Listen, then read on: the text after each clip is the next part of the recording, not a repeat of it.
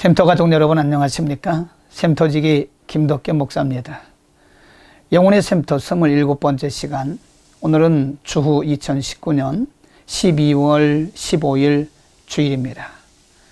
오늘 우리가 함께 상고할 요한계시록 16장은 7 대접재앙에 대한 말씀입니다. 오늘 특별히 16장 10절에서 21절 말씀은 7재앙 가운데 5번째, 6번째, 7번째 재앙에 대한 말씀입니다. 오늘 5번째 재앙을 이렇게 말씀합니다. 10절에 또 5째가 그 대접을 짐승의 보좌에 쏟으니 그 나라가 곧 어두워지며 사람들이 아파서 자기 혀를 깨문다라고 말씀합니다. 6번째 재앙은 12, 13, 14절에서 말씀하고 있는데요. 12절에 또 6째가 그 대접을 큰 강 유브라데 소돔에 강물이 말라서 동방에서 오는 왕들의 길이 예비되었다라고 말씀하고요. 13절에 또 내가 봄에 개구리 같은 더러운 영이 용의 입과 짐승의 입과 거짓 선지자의 입에서 나왔다. 그리고 14절 말씀에 저희는 귀신의 영이다. 이적을 행하여 온 천하 임금들에게 가서 하나님 곧 전능하신 이의 큰 날의 전쟁을 위하여 그들을 모으더라 라고 말씀합니다. 그 다음으로 7번째 재앙인데요. 7번째 재앙은 17절에서 21절 가운데 기록이 되고 있습니다. 17절에 보면 7째가 그 대접을 공기 가운데 쏟음에 큰 음성이 성전에서 보좌로부터 나와 가로되 되었다 하니 번개와 음성들과 뇌성이 있고 또 큰 지진이 있어 어찌 큰지 사람이 땅에 있어오므로 이같이 큰 지진이 없었더라 라고 말씀하고요. 19절 말씀에 그 성이 세 갈래로 갈라지고 만국의 성들도 무너지니 큰 성 바벨론이 하나님 앞에 기억하신 바디요 그의 맹렬한 진노의 포도주 잔을 쏟았다. 20절에 각 섬도 없어지고 산악도 간데 없더라 라고 말씀합니다. 21절에는 또 중수가 한 달란트나 되는 큰 우박이 하늘로부터 사람들에게 내려와서 사람들이 그 박제로 인하여 하나님을 회방했다라고 말씀합니다. 여러분, 오늘 본문의 말씀은 크게 보면 2가지 재앙을 말씀하고 있는 것입니다. 하나는 재앙으로 인한 큰 고통이 임할 것을 말씀한 것이죠. 10절에서 그 재앙이 얼마나 큰지 이렇게 말씀합니다. 그 대접을 짐승의 보좌에 쏟으니 그 나라가 곧 어두워지며 사람들이 아파서 자기 혀를 깨물 만큼 큰 고통이 있게 되는 것이고요. 그 다음에 18절 말씀에 보면 번개와 음성들과 뇌성이 있고 또 큰 지진이 있어 어찌 큰지 사람이 땅에 있어오므로 이같이 큰 지진이 없었다라고 말씀합니다. 20절에 각 섬도 없어지고 산악도 간데 없다. 그리고 21절 말씀에 큰 우박덩이로 인해서 많은 사람들이 큰 고통을 당할 것이라고 말씀합니다. 또 하나는 악한 영들의 활동으로 볼 수 있는 것입니다. 악한 영들의 활동에 대해서 12절에 보면 6째가 그 대접을 큰 강 유브라데 소돔에 유브라데 강물이 마르고 동방에서부터 오는 왕들의 길이 열렸다고 말씀합니다. 유브라데 강이 마르면서 이제 전 지역에서 왕들이 모일 수 있는 길이 열리고 13절에 보면 내가 봄에 개구리 같은 새 더러운 영이 용의 입과 짐승의 입과 거짓 선지자의 입에서 나오니 저희는 귀신의 영이라.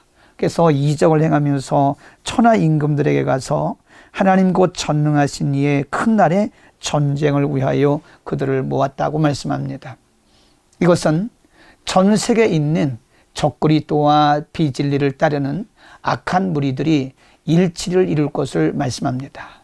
마치 예수님을 못 받기 위해서 각각 다른 종교와 각각 다른 정치적 이념을 가졌던 사람들이 그날에 하나가 되었던 것처럼 마지막 때 이제 세계 곳곳에 있던 여러 악한 무리들이 하나를 이루게 될 것입니다. 그래서 그들은 하나님을 회방하고 그리스도를 배반하며 그리스도를 따르는 자들에 대해서 많은 비방과 핍박과 그리고 유혹을 하게 될 것입니다.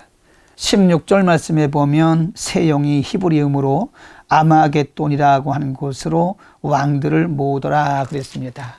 유브라데 강이 마르고 이제 한 장소로 많은 사람들이 모여서 이제 그리스도를 배역하고 하나님을 회방하고 교회와 성도들을 박해하는 일로 한 마음 한 뜻 한 공동체를 이루는 그날이 와서 이제 많은 사람들을 영적으로 혼돈케 한다고 하는 의미인 것입니다. 그러나 오늘 본문에 보면 이와 같이 전 세계적으로 일어나는 재앙으로 인해서 많은 사람들이 큰 고통과 고난을 받고 또 거짓 영들이 전 세계에서 하나가 되어 이제 많은 사람들을 혼돈케 하지만 많은 사람들이 회개하지 아니하고 도리어 더 하나님을 회방한다고 말씀합니다. 10절과 11절 말씀에 보면 그 대접을 짐승의 보좌에 쏟으니 그 나라가 곧 어두워지며 사람들이 아파서 자기 혀를 깨문다. 심한 고난과 고통을 받으면서도 11절에 보면 아픈 것과 종기로 인하여 하늘의 하나님을 더욱 회방했다라고 말씀합니다. 전혀 회개하지 않는 것입니다. 하나님께서 많은 재앙을 내리시는 것은 회개하고 돌이키라고 하는 하나님의 인자의 사인입니다. 그러나 시대는 더욱더 악해지며 도리어 그런 하나님의 심판을 보면서도 그들은 더욱더 악해져서 하나님을 회방하고 진리를 배반한다고 말씀합니다. 또 21절에도 이렇게 말씀합니다. 또 중수가 한 달란트가 되는 큰 우박이 하늘로부터 사람들에게 내리매 사람들이 그 박제로 인하여 하나님을 더욱 해방했다라고 말씀합니다. 악한 시대는 하나님의 인자의 사인을 받지 못하고 점점 더 악해지는 것입니다. 그러므로 오늘 본문 말씀은 우리 믿는 자들에게는 15절에 이렇게 말씀합니다. 보라 내가 도적같이 오리니 누구든지 깨어 자기 옷을 지켜 벌거벗고 다니지 아니하며 자기의 부끄러움을 보이지 아니하는 자는 복이 있다라고 말씀합니다. 시대가 이렇게 악해지고 많은 사람들이 점점 더 하나님으로부터 등을 돌리는 그런 시대에 믿는 우리들은 더욱더 깨어있어 순결한 삶을 살고 우리 주님 오시는 그날을 준비하라고 하는 말씀입니다. 마태복음 24장에서도 예수님은 재림의 징조들을 상세하게 말씀하시면서 마지막에 이렇게 말씀하십니다.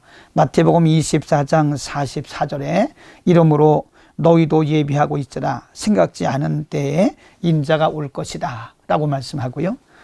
마태복음 24장 50절에는 생각지 않은 날에 예수님께서 오신다고 말씀하고 있습니다. 또 마태복음 25장에 그런즉 깨어 있으라 너희는 그날과 그 시를 알지 못한다고 말씀합니다. 샘터가족 여러분, 지금은 우리가 깨어 있어야 할 때입니다. 지금은 우리가 깨어 있어 예수 그리스도의 재림을 준비할 때입니다. 우리는 영적으로 깨어 있어야 됩니다. 우리의 삶이 경건하고 정결해야 됩니다. 우리는 정결한 신부와 같이 다시 오실 주님을 맞이할 준비를 하고 있어야 됩니다. 여러분은 오늘도 예수 그리스도를 믿는 믿음 안에서 말씀 붙들고 기도하면서 승리하는 하루가 되기를 바랍니다. 예수님 언제 오실는지 모릅니다. 우리 늘 깨어 있읍시다. 김덕겸 목사였습니다.